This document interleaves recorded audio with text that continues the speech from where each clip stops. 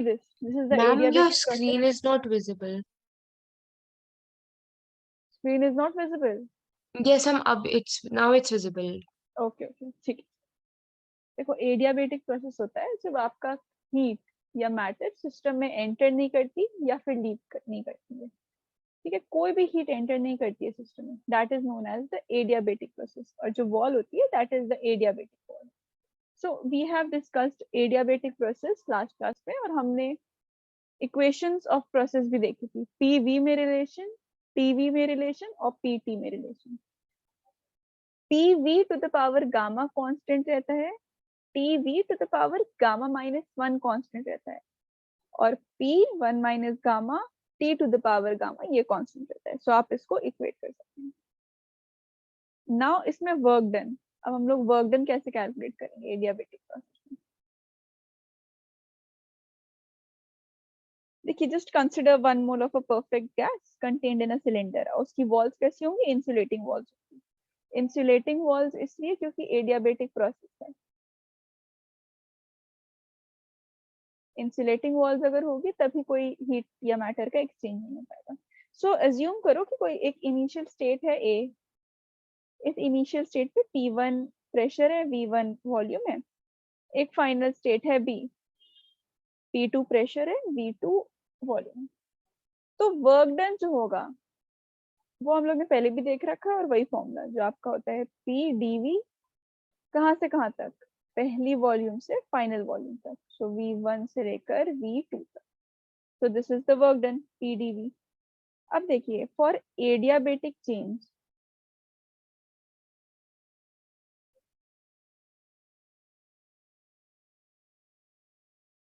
For adiabatic change हम लोग ने P और V में एक और रिलेशन देखा था। PV में ये रिलेशन है, PV to the power gamma, ये कांस्टेंट रहता है।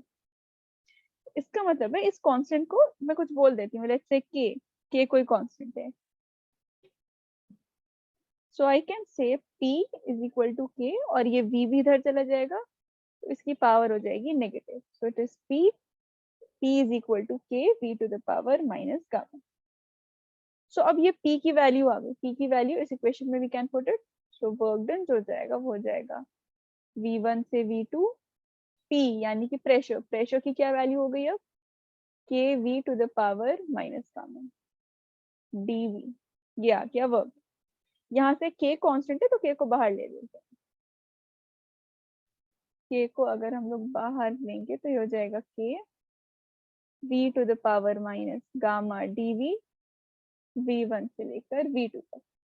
अब सिंपल इंटीग्रेशन, इससे अगर हम लोग इंटीग्रेट कर देंगे तो देखो K बाहर है, V to the power minus gamma है, इसमें हम लोग 1 ऐड कर देते हैं।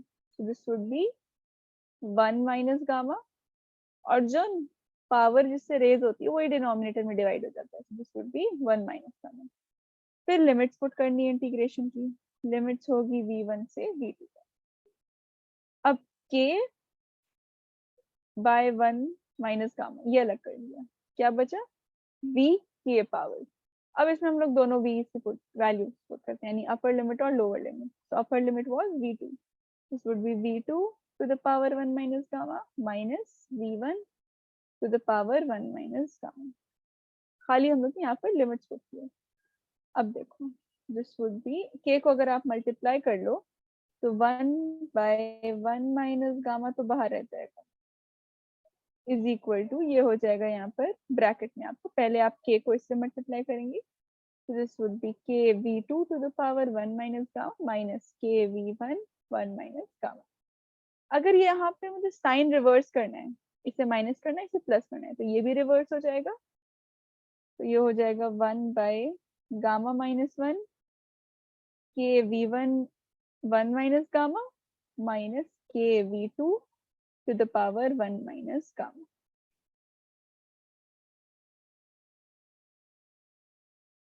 अब K की जो वैल्यू है K की वैल्यू हमें पता है P1 V1 to the power gamma, this is equal to P2 V2 to the power gamma.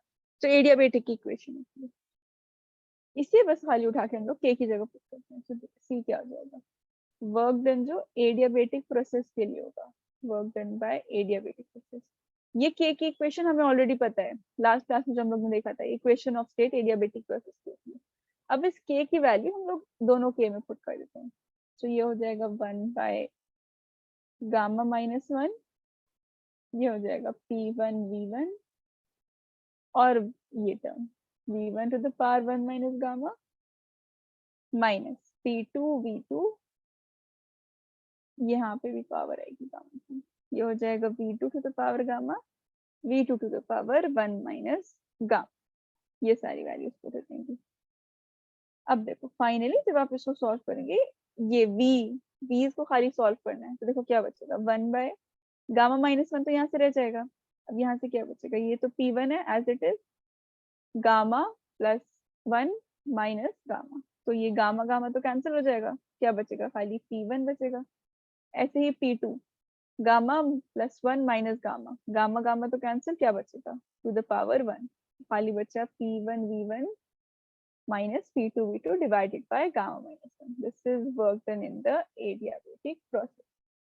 ठीक है, अगर आप इसमें से जो आपकी इक्वेशन है आइडियल गैस इक्वेशन या फिर P1V1 इक्वल टू, अगर नंबर ऑफ मोल्स आपका 1 है तो N1 हो जाएगा, ये हो जाएगा RT1 के बराबर।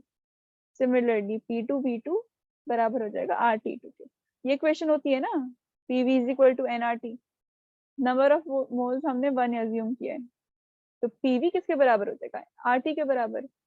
अगर आरटी के टर्म्स में आंसर चाहिए आपको, ये इक्वेशन चाहिए, तो बस P1V1 की वैल्यू क्या है, RT1, तो वर्क डन बाय एडिया प्रोसेस हो जाएगा, ये हो जाएगा 1/γ-1, P1V1 की जगह RT1 माइनस P2V2 की जगह ये value RT2।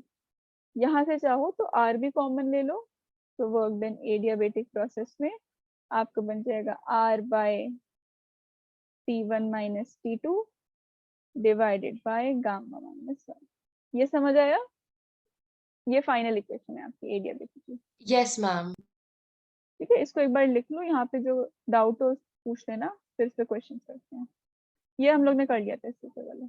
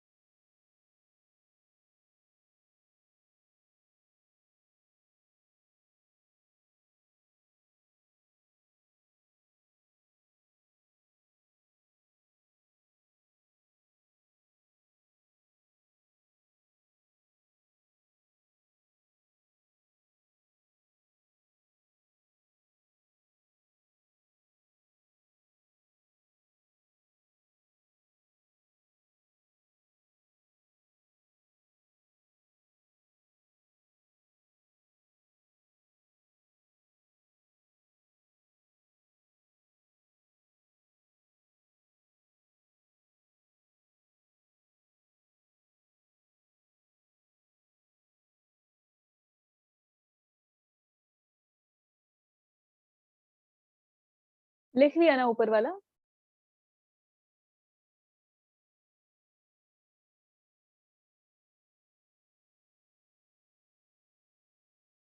One gram molecule, ये क्वेश्चन अब नोट कर लो, इसको ट्राई करो।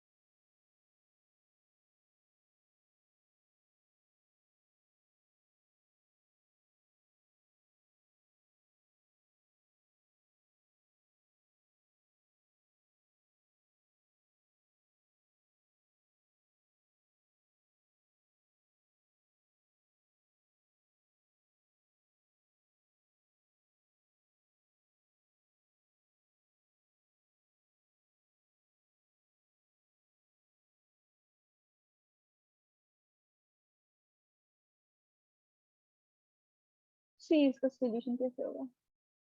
टेम्परेचर, यहाँ क्या कह रहे हैं? 1 gram of molecule of an ideal gas at STP is subjected to a reversible adiabatic expansion to double its volume. Find the change in internal energy in the process. Gamma की value आपके पास कितनी है? 1.5। तो जो initial temperature हो गया वो हो गया 273। अब देखो T और V के बीच में एक रिलेशन देखा था, क्या? T1V1 e to the power gamma minus 1 is equal to T2 V2 gamma to the power gamma minus 1, ये इक्वल होता है, ये कांस्टेंट रहता है TV to the power gamma minus 1 का ratio. so T1 V1 to the power gamma minus 1 is equal to T2 V2 to the power gamma minus 1। अब देखो T1 तो है 273, V V1 V1 तो इसने कुछ मेंशन नहीं किया, लेकिन बाद में कह रहे हैं कि वॉल्यूम डबल हो गई, तो इनिशियल वॉल्यूम जो है ना उसे कुछ V मान लो, इनिशियल वॉल्यूम को कुछ ऐसे V मान लो, तो ये हो जाएगा V to the power 1.5 minus 1 is equal to T2 तो नहीं पता हमें, तो T2 V2 V2 is double its volume, यानी कि अगर ये V है तो जो फाइनल वॉल्यूम है वो उसका डबल हो जाएगा, यानी कि 2V to the power 1.5 minus 1। अब इसे सॉल्व करके हमें T2 की वैल्यू चाहिए यहाँ से, तो देखो यहाँ पर क्या हो जाएगा, ये हो जाएगा 273 to the power V to the power 0.5 is equal to T2 multiplied by 2V to the power 0.5। अब देखो v टू द पावर 0.5, यहाँ से भी v टू द पावर 0.5, ये तो कैंसिल हो जाएगा, ये वाला पार्ट तो कैंसिल हो जाएगा। तो T2 जो अल्टीमेटली बचेगा, T2 आपके पास आ जाएगा 273, और ये चला जाएगा 2 पे भी तो पावर है 0.5, ये डिवाइड हो जाए, ये हो जाएगा 2 टू द पावर 0.5। तो देखो 2 टू द पावर 0.5 का क्या मतलब है, 2 टू द पावर हाफ,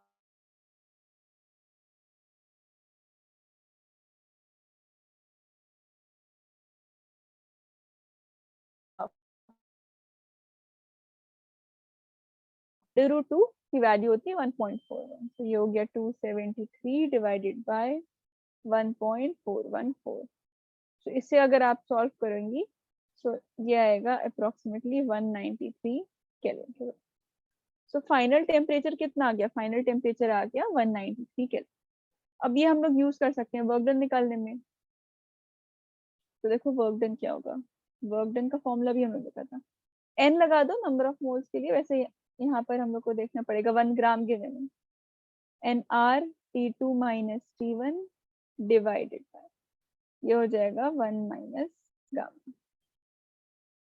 अब देखो तो ये हो जाएगा 1, नंबर ऑफ मोल्स तो 1 है, 1 gram of molecule, 1 gram molecule मतलब 1 मोल, तो एन आपका 1 गिवन है, 1 ग्राम मॉलिक्यूल है ना कुछ में, 1 ग्राम मॉलिक्यूल, इसका मतलब होता है 1 मोल।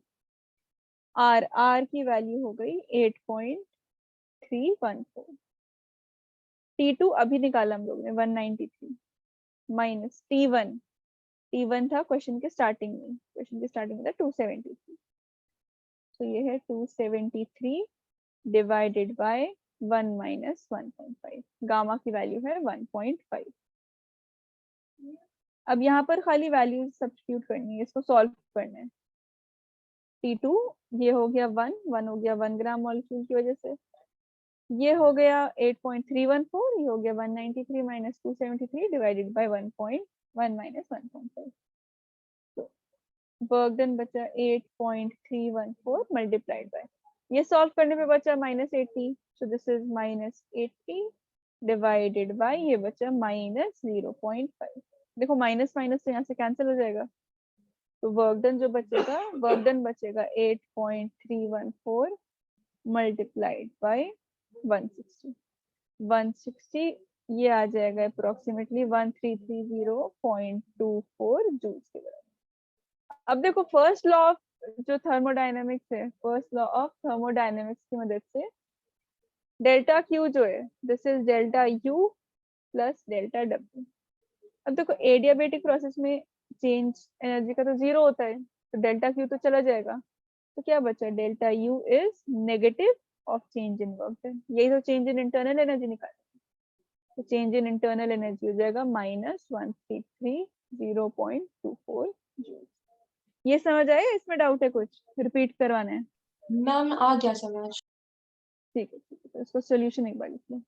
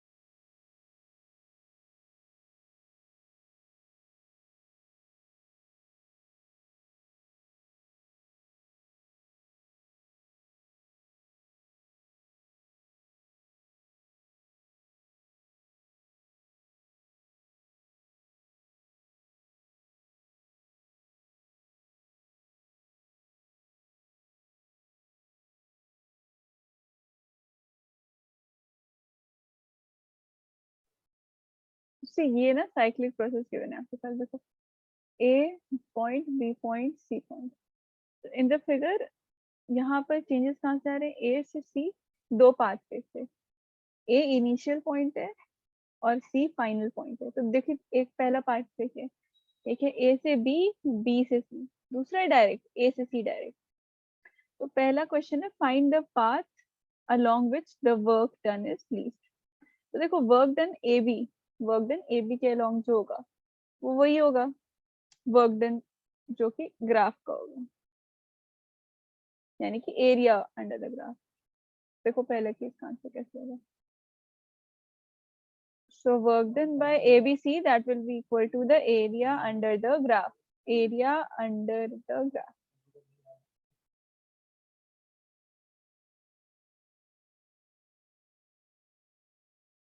जो वर्क डन हो जाएगा ABC से, ये हो जाएगा 15 मल्टीप्लाइड बाय 4। देखो 15 4 कहाँ से है, ये 15 मल्टीप्लाइड बाय 4। ये डिफरेंस कितना है, 6 minus 2, दिस इज 4। तो ये आ गया 60 जूल। अब वर्क डन बाय AC खाली, यानी वो जो स्लैंटिंग लाइन है जो कनेक्ट कर रही है, वर्क डन बाय AC देखो क्या होगा। वो ट्रेपीजियम बन रहा है, ट्रेपीजियम का फॉर्मूला होता है half into sum of parallel side multiplied by height. तो पहली पैरेलल साइड क्या है 5, दूसरी पैरेलल साइड क्या है 15। तो 5 + 15, हाइट है ये 4, ये हो जाएगा हाफ इंटू 5 + 15 मल्टीप्लाइड बाय 4। तो वर्क डन बाय AC आएगा 40 जूल और वर्क डन बाय ABC आ जाएगा 60। ये आ गए वर्क डन बाय। दूसरा क्वेश्चन था इंटरनल एनर्जी, सेकंड पार्ट जो कह रहा है क्वेश्चन का, करें internal energy at A 10 joule है, अमाउंट ऑफ हीट निकालना है to change the state to C through AC, AC वाले पाथवे से। अगर हीट सप्लाई 200 जूल है तो आपको डेल्टा यू निकालना है। इसमें तो फर्स्ट लॉ ऑफ थर्मोडायनेमिक्स। देखो सेकंड पार्ट कैसे होगा। यू ए जो है इंटरनल एनर्जी ए पॉइंट पे, ये 10 जूल्स गिवन है, ए से सी जानेंगे। जो क्यू ए सी है यानी हीट चेंज हो रहा है AC में से, वो आपको क्वेश्चन में गिवन है 200 जूल। डेल्टा यूसी आपसे पूछा है। तो देखो अगर फर्स्ट लॉ ऑफ थर्मोडायनेमिक्स लगाओगे, delta Q is equal to delta U plus delta W, तो ये सारा हो जाएगा AC के लिए, ये सारा पार्ट हो जाएगा AC के लिए। ये AC के लिए हो गया, ये AC के लिए, ये AC के लिए। तो देखो डेल्टा क्यू AC तो था 200, डेल्टा यू AC पता नहीं, ये तो अननोन है, प्लस डेल्टा डब्ल्यू AC भी आपके पास 40। यहाँ से 200 - 40 यानी कि डेल्टा यू AC आ जाएगा 160। अब देखो डेल्टा यूएसी का क्या मतलब है, डेल्टा यूएसी का मतलब है कि डेल्टा जो आपका सी है, यानी कि change in internal energy C point पे, फाइनल पॉइंट पे माइनस इनिशियल पॉइंट पे, ऐसे तो हम लोग चेंज निकालते हैं, फाइनल माइनस इनिशियल। ये आपका किसके बराबर है, 160 के बराबर है। यू ए की वैल्यू आपको पता है 10 जूल्स है, तो यहाँ से यू सी डायरेक्ट आ जाएगा 170 जूल। ये सेकंड। अब देखो थर्ड पार्ट में आपसे पूछ रहा है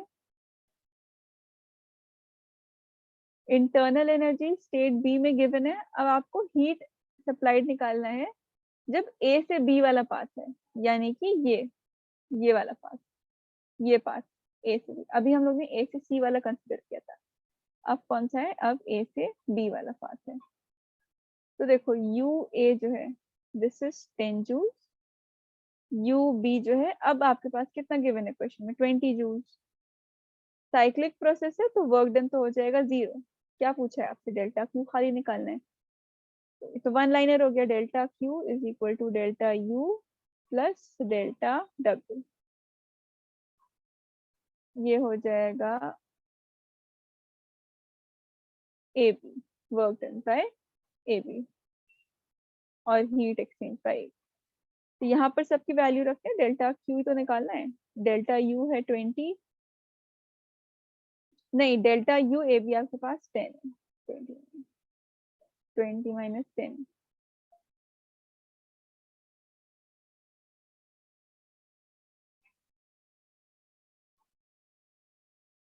सो दिस इज 10 और ये तो 0 है, प्लस 0, तो डेल्टा क्यू आ गया आपका 10। तीनों पार्ट्स क्लियर हुए।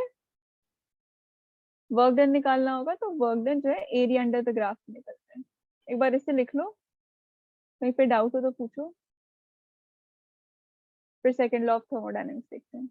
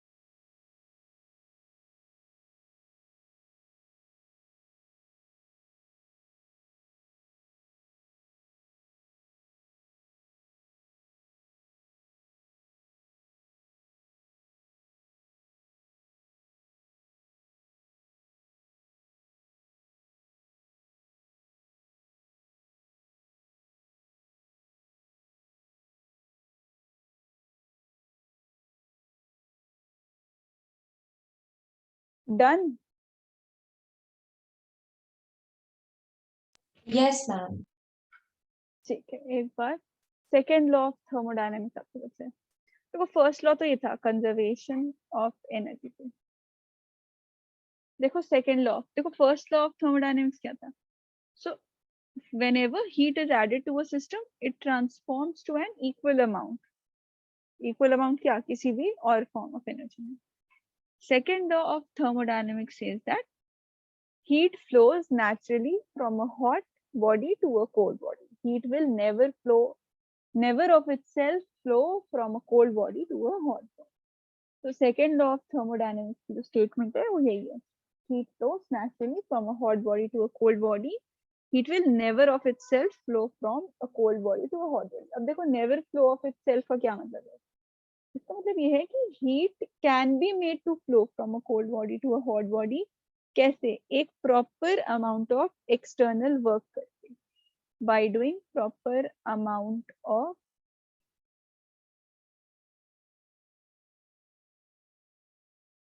external work। तो ये जो स्टेटमेंट है इसका ये मतलब है कि कोल्ड बॉडी से हॉट बॉडी पे अगर आपको कोई हीट ट्रांसफर करानी है तो ये तभी पॉसिबल है जब आप कोई एक एक्स्ट्रा अमाउंट ऑफ वर्क करेंगे। See first law of thermodynamics states that energy is conserve, लेकिन उसमें भी आपके कुछ लिमिटेशंस है। Like we can imagine many process जहाँ पे एनर्जी कंजर्व हो रही है लेकिन हम उसे ऑब्जर्व नहीं कर पा रहे।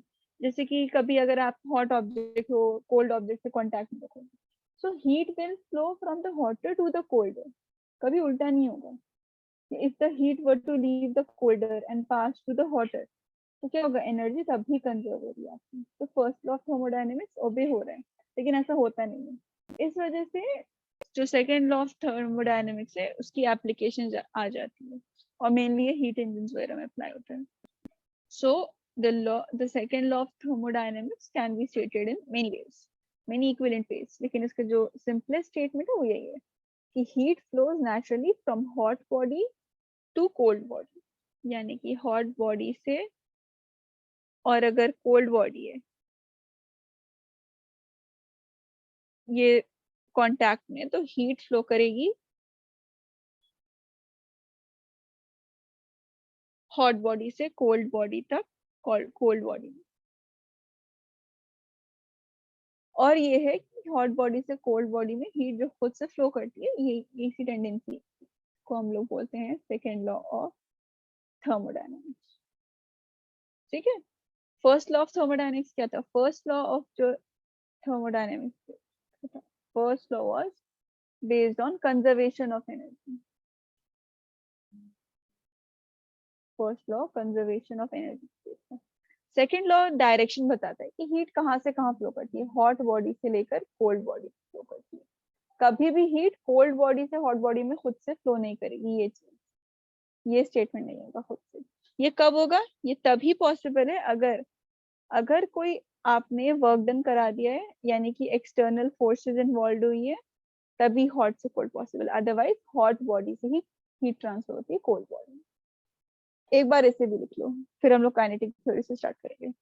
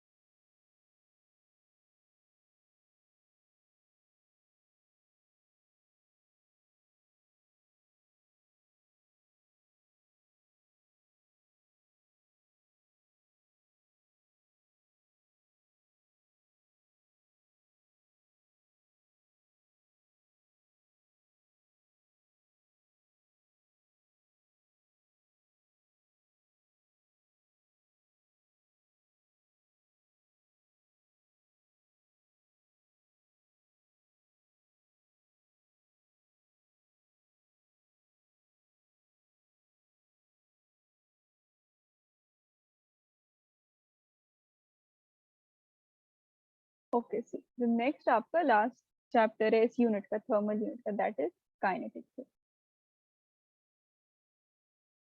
Behaviour of perfect gas and kinetic theory. So kinetic theory का मतलब क्या होता है? So the concept that matter is made up of atoms or molecules which are in continuous random motion is called kinetic energy. This means that this theory assumes that matter consists of particles. और वो जो particles हैं वो किस में motion में, वो particles motion में। सो इस थ्योरी को, ये जो थ्योरी होती है because of the motion of particles, उसे आप बोलते हो काइनेटिक थ्योरी। अब इसमें हमारे पास कुछ लॉज आते हैं। So first law is known as the Boyle's law. देखो बॉयल्स लॉ क्या होता है। बॉयल्स लॉ प्रेशर और वॉल्यूम कैसे कनेक्टेड है, एक पर्टिकुलर टेम्परेचर में प्रेशर और वॉल्यूम का क्या रिलेशन है वो बताते हैं। तो टेम्परेचर अगर कांस्टेंट है आपका, तो वॉल्यूम कोई पर्टिकुलर मास के लिए जो वॉल्यूम होगा वो प्रेशर के इनवर्सली प्रोपोर्शनल होगा। So pressure would be inversely proportional to the volume. This is the Boyle's law. इसमें अगर आप ग्राफ प्लॉट करोगे बिटवीन वॉल्यूम एंड प्रेशर, तो ये आपका इनवर्सली प्रोपोर्शनल होगा। सो आप इसे ऐसे भी कह सकते हो कि प्रेशर और वॉल्यूम का प्रोडक्ट कांस्टेंट है। प्रेशर और वॉल्यूम का प्रोडक्ट कांस्टेंट है, that's why pressure and volume are inversely proportional to each other. इसी के कॉन्ट्ररी दूसरा लॉ आता है आपका चार्ल्स लॉ। सो ये कहता है अगर प्रेशर कांस्टेंट है, प्रेशर अगर चेंज नहीं हो रहा है, इफ प्रेशर इज कांस्टेंट, तब जो वॉल्यूम और टेम्परेचर के बीच क्या रिलेशन है ये वो बताता है। सी, if pressure is constant, then volume and temperature are directly proportional to each other. इसका मतलब ये हुआ कि वॉल्यूम डिवाइडेड बाय टेम्परेचर, इसका रेशियो हमेशा कांस्टेंट होता है, volume divided by temperature. Even if you plot a graph, इससे ये वॉल्यूम है, this is temperature. So volume और टेम्परेचर एक दूसरे के डायरेक्टली प्रोपोर्शनल है, तो ये एक स्ट्रेट लाइन ग्राफ बनेगा आपको। So this is Charles law.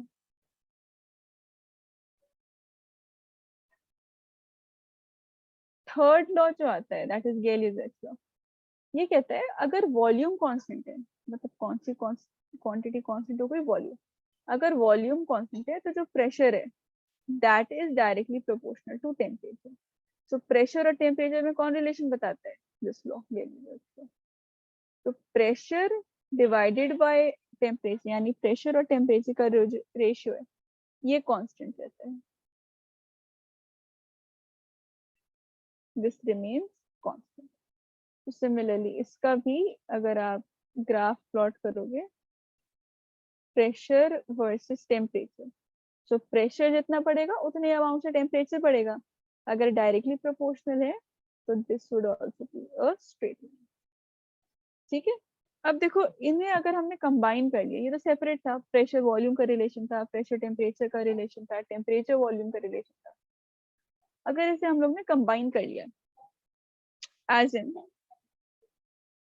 देखो pressure is inversely proportional to volume, pressure is directly proportional to temperature, and volume is directly proportional to temperature. So यहाँ से आप कह सकते हो P1 V1 divided by T1 ये कांस्टेंट रहता है।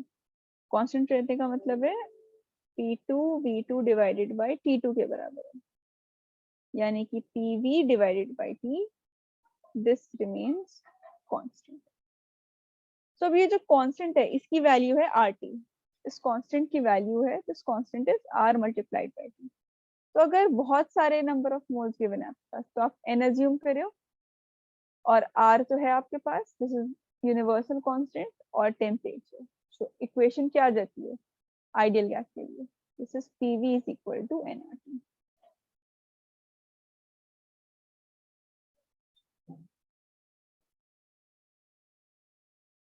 अच्छा ये R जो है ये यूनिवर्सल गैस कांस्टेंट है, देखो दिस, ये जो R है ना उसी को लिखा हुआ है। अगर PV is equal to nRT है तो R की वैल्यू क्या हो जाएगी, R हो जाएगा P multiplied by V divided by N multiplied by T, ये R की वैल्यू हो जाएगी। देखो यहाँ पर यूनिट क्या बनेगा इसका, प्रेशर का हो गया न्यूटन पर मीटर स्क्वायर, वॉल्यूम का हो गया metre square, number of moles तो नंबर ऑफ मोल्स होते हैं, और टेम्परेचर का होता है केल्विन। तो जो इसकी यूनिट आएगी this will be joules per moles per kelvin. अब इसकी डिफरेंट डिफरेंट वैल्यूज होती है, जैसे जूल्स के लिए इसकी आर की वैल्यू हो जाती है 8.314 जूल। ठीक है। यस लाइशा, एक बार इसको नोट कर लो यहाँ पे।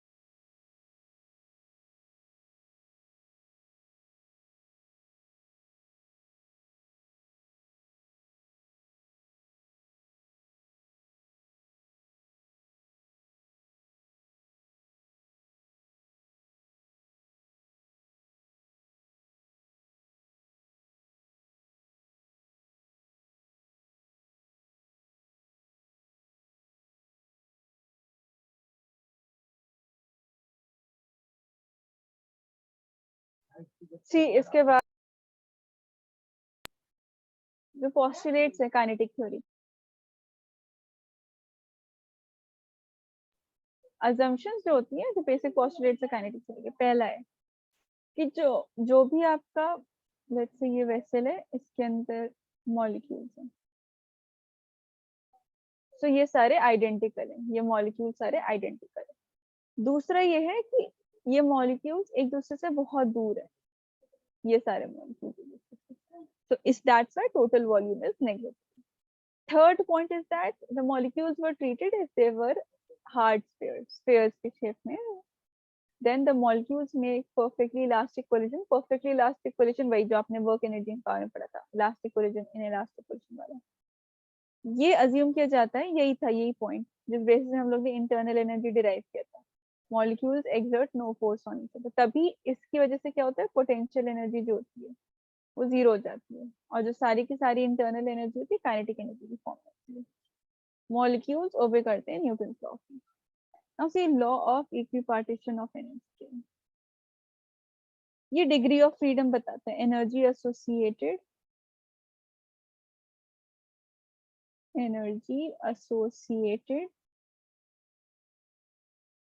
With each degree of freedom. Degree of freedom अभी हम लोग देखेंगे.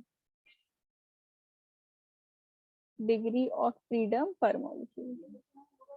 energy associated with each degree of freedom per molecule.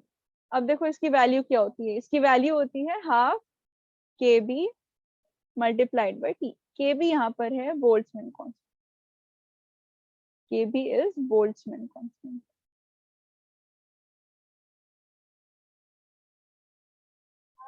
kb की वैल्यू होती है जो अभी r हम लोग ने पढ़ा था, दैट डिवाइडेड बाय n. सो ये होता है, इसकी वैल्यू होती है, आपको लर्न करनी है, 1.38 multiplied by 10 to the power minus 23 joules per. तो अगर देखो, अगर ये 1 मोल के लिए, if it is for 1 mole, energy जो हो जाएगी, this will be half kBT multiplied by Na. Na यही है, Avogadro's number. So kB multiplied by Na, देखो क्या हो जाएगा, kB मल्टीप्लाइड बाय Na आपको R देगा. So this will be equal to half RT. E is equal to half RT.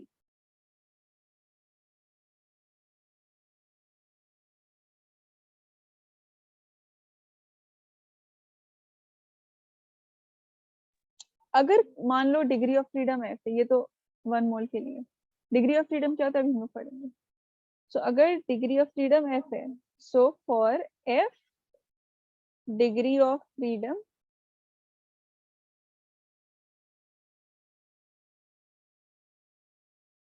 पर मोल, तो वो हो जाएगा, इस टर्म को पूरे एफ से मल्टीप्लाई कर दो. ये 1 मोल के लिए, तो एफ के लिए कितना हो जाएगा, एफ से मल्टीप्लाई कर दो. So this will be equal to NFRT divided by U for n number of moles. This is for n number of moles. एक बार इसको लिख लो.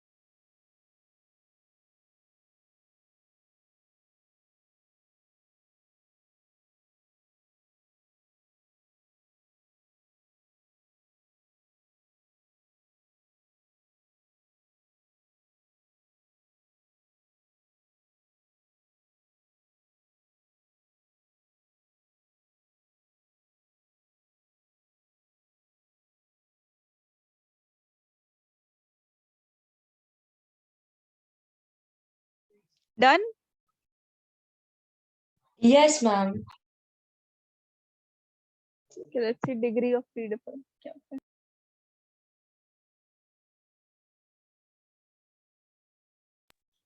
देखो मोनो एटमिक ऐसा होता है, मोनो एटमिक होता है एक, मान लो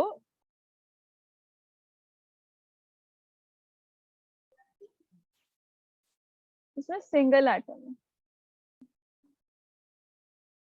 सिंगल एटम लाइक जैसे अगर आप कोई भी ले लो, मर्करी ले लिया, Na ले लिया, एक सिंगल एटम जिसमें होता है, हीलियम हो गया, नियॉन हो गया। डायटमिक होते हैं जब दो मॉलिक्यूल्स होते हैं।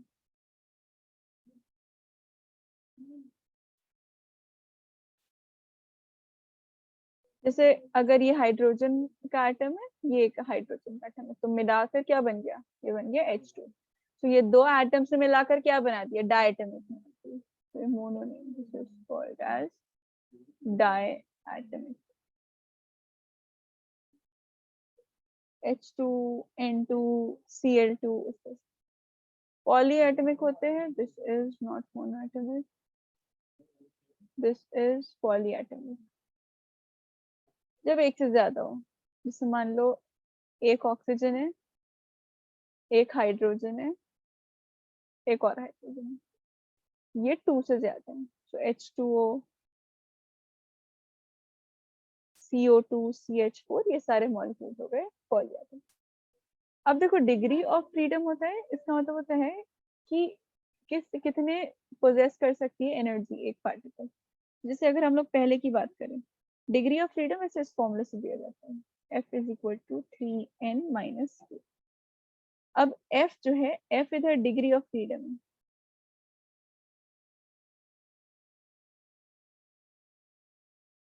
n is number of particles in the system।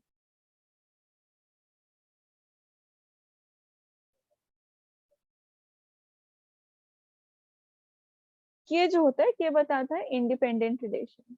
ये जो इंडिपेंडेंट वेज है, ये बताता है।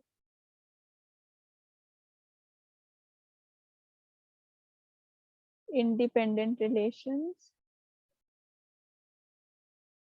अमंग पार्टिकल्स, पार्टिकल्स के बीच में जो इंडिपेंडेंट रिलेशन है। तो पहले अगर हम लोग बात करें मोनोएटमिक की, मोनोएटमिक के लिए n की वैल्यू 1 होती है और k 0 होता है, मतलब इंडिपेंडेंट रिलेशन उसका 0 होता है, k इज 0। और नंबर ऑफ पार्टिकल्स कितना हो गया, 1। तो देखो डिग्री ऑफ फ्रीडम कितना आ जाएगा, this is 3 multiplied by 1 minus 0। सो ये आएगा f इज इक्वल टू 3। ये आ गया है। सो इसका मतलब क्या हुआ, इसका मतलब ये होता है कि mono atomic gas has molecule has 3 degree of freedom, 3 degrees of freedom. अगर हम लोग डायटमिक की बात करें, और डायटमिक वही जिसमें दो मॉलिक्यूल, जैसे O2, H2, Cl2, CO, carbon monoxide होता है, दो मॉलिक्यूल्स होना चाहिए। नंबर ऑफ मॉलिक्यूल्स तो दो हो गए। इसमें जो काइनेटिक एनर्जी, जिसमें इसमें जो इंडिपेंडेंट रिलेशंस होता है, इसमें k की वैल्यू होती है 1। तो अगर आप फॉर्मूला में पुट करोगे, F is equal to 3 multiplied by 2 minus 1, 3 multiplied by 2 6 minus 1, ये आ जाएगा, F की वैल्यू आ जाएगी 5। सो 5 degree of freedom. Third part, third आएगा आपका ट्रायटमिक का। ट्रायटमिक के लिए n की वैल्यू होती है 3, और जो k की वैल्यू होती है, k की वैल्यू भी 3 होती है, so k is also 3। So if you put it into the formula, this is 3 multiplied by 3 minus 3। 9 minus 3 क्या होता है, 9 minus 3 होता है 6। So डिग्री ऑफ फ्रीडम कितना हो गया ट्रायटमिक मॉलिक्यूल्स में, 3 होता है। तो ये होते हैं तीनों टाइप्स ऑफ एटम के, नंबर ऑफ एटम्स के बेसिस पे डिग्री ऑफ फ्रीडम। एक बार मोनो एटमिक से नोट कर लो, फिर प्रेशर देखेंगे।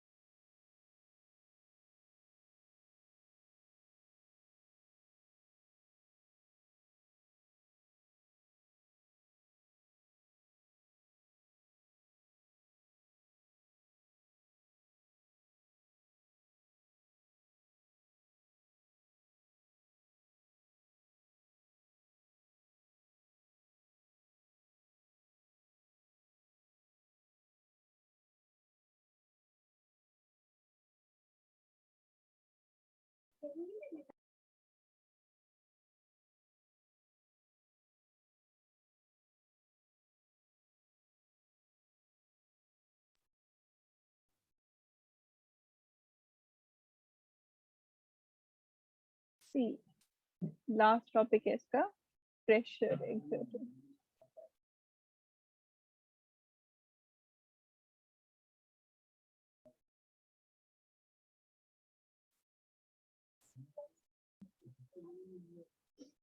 देखो,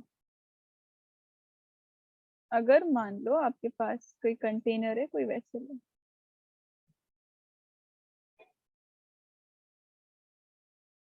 इसमें मॉलिक्यूल्स होंगे, ये किसी वेलोसिटी से मूव करें एक्स एक्सिस में, let's say V X velocity से मूव करें, तो जो मोमेंटम होगा, momentum would be equal to P X. Momentum का फॉर्मूला होता है मास इनटू वेलोसिटी, तो जाएगा m into we x.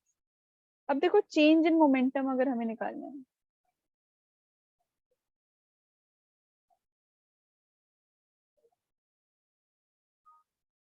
Change in अगर मोमेंटम निकालना, तो हो जाएगा final momentum minus initial momentum. तो उसके देखो, ये यहाँ पर आ जाएगा माइनस वी एक्स माइनस, फिर से मास m है, तो ये हो जाएगा m। अब पॉजिटिव वी एक्स आएगा, डायरेक्शन दूसरी है, जैसे हम लोग नॉर्मली ऐड करते हैं, एक साइड को पॉजिटिव लेते हैं, एक साइड को नेगेटिव लेते हैं, एक नेगेटिव हो गया, एक पॉजिटिव हो गया।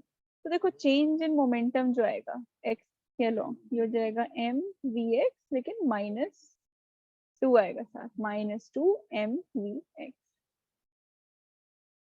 अब देखो, फोर्स निकालना होगा आपको, फोर्स और मोमेंटम में जो रिलेशन है, this will be equal to force is equal to minus 2 M V X divided by T. ये हो जाएगा। प्रेशर का फॉर्मूला क्या होता है, हम लोग ने फ्लूइड में पढ़ा था, pressure is force upon area. तो ये फोर्स की सारी वैल्यू पी बाय टी, ये सारी की सारी वैल्यू उसमें पुट कर देते हैं, तो प्रेशर की वैल्यू आ जाती है। तो आप सॉल्व करोगे सारा इसे, तो ये आती है 1/3 small m multiplied by capital N divided by V multiplied by V square. अब देखो, एक एक टर्म का क्या मतलब है। जो स्मॉल m है, स्मॉल m है mass of molecule,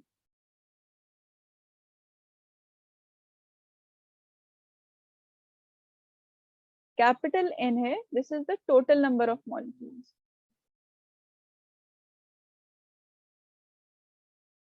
total number of molecule.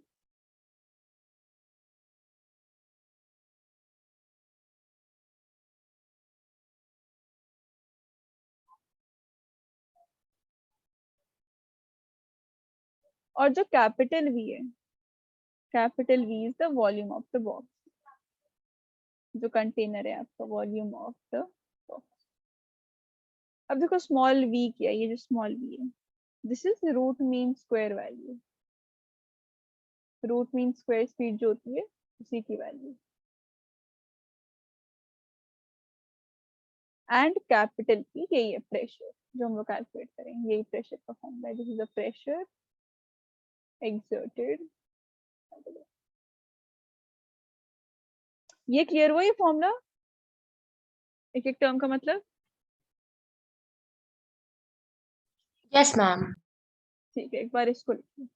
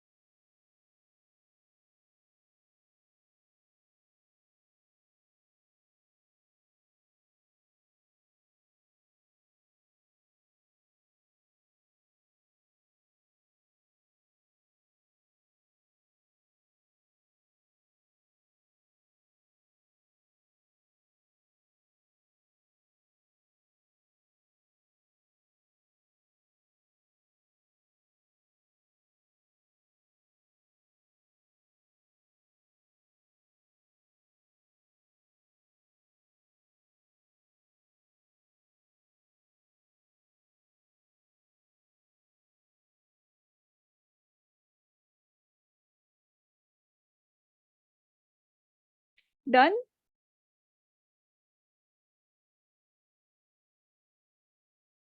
ये स्लाइसर हो गया क्या?